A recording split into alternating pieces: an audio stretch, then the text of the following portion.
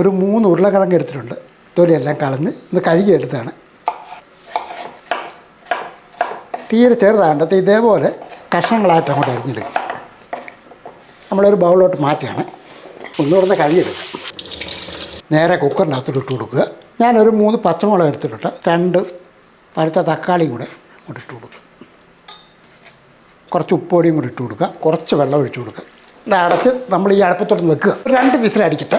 ഇതേപോലെ ഒരു ചെറിയ 3 സവാളയാണ്.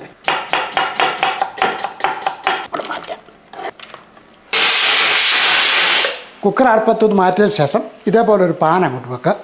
1 ടേബിൾ സ്പൂൺ അളവിൽ കാശ്മീരി മുളക് പൊടി അങ്ങോട്ട് ഇട്ട് കൊടുക്കുക. ഒരു 1.5 ടീസ്പൂൺ അളവിൽ മല്ലിപ്പൊടി അങ്ങോട്ട് ഇട്ട് കൊടുക്കുക. ഒരു 1/2 ടീസ്പൂൺ മഞ്ഞൾപ്പൊടി, 1/2 ടീസ്പൂൺ ഗരം മസാലപ്പൊടി, കുറച്ച് കുരുമുളക് പൊടിയും കൂടെ ഇങ്ങോട്ട് ഇട്ട് കൊടുക്കണം. നമുക്കിതൊന്ന് വറുത്തെടുക്കണം. മുളകൊക്കെ വറക്കുമ്പോഴത്തേക്ക് നല്ലൊരു മണം വരില്ല. ആ സമയത്ത് തന്നെ ഇത് നിർത്തിയേക്കണം.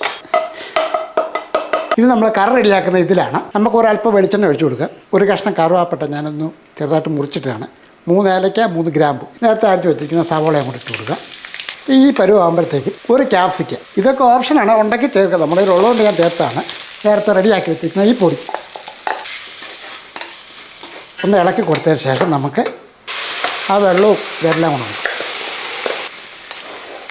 ഒരല്പം വെള്ളം കൂടെ വേണമെന്നുണ്ടെങ്കിൽ ഒഴിച്ചു കൊടുക്കുക. ഒരല്പം മല്ലിയില ഇട്ട് കൊടുക്കുക. ഉണ്ടെങ്കിൽ ഇട്ട് കൊടുത്താൽ മതി കേട്ടോ. ഒരു തണ്ട് കറിവേപ്പിലയും കൂടെ ഇനി ഒന്ന് ഇളക്കി കൊടുത്തതിന് ശേഷം നമുക്കൊന്ന് മൂടി വെക്കാം.